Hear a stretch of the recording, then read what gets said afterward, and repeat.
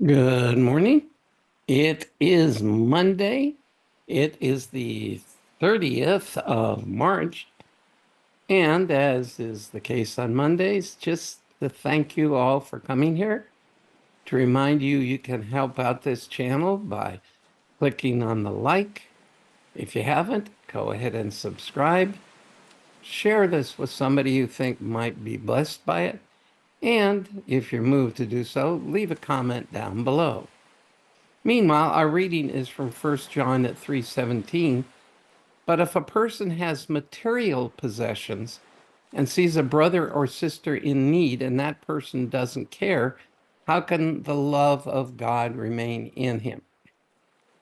Now, notice, first of all, the concept here of brother and sister.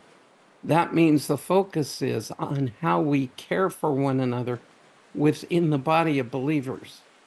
This is not talking about the homeless. This is not talking about the person you see on the street, which is not to say that maybe sometimes they're appropriate to help. That's not the focus here. The focus here is how we are to care for one another within the body. And depending on the size of your church, you very well may not be aware of when somebody is in need.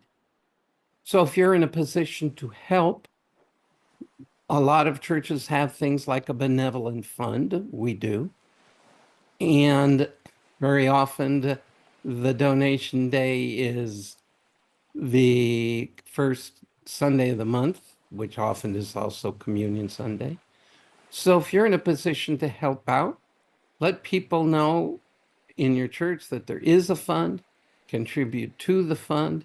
If you see somebody you know personally that's part of your body and you're in a position to help them, and I would go beyond just financial assistance. I would talk about time, maybe a meal train like we have at our church.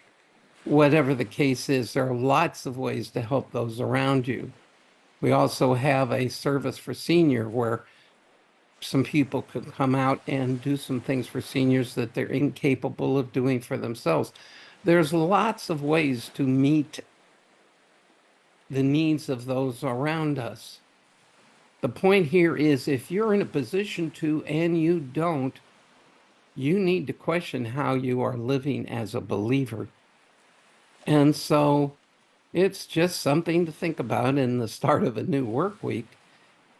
And especially if you live somewhere where a lot of people can be in need, look to the needs of the body first, and then elsewhere only as God leads you to.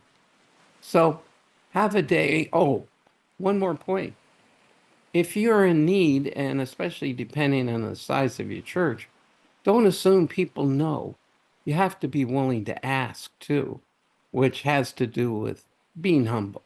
So provide or receive whatever is appropriate in dependency on the Lord.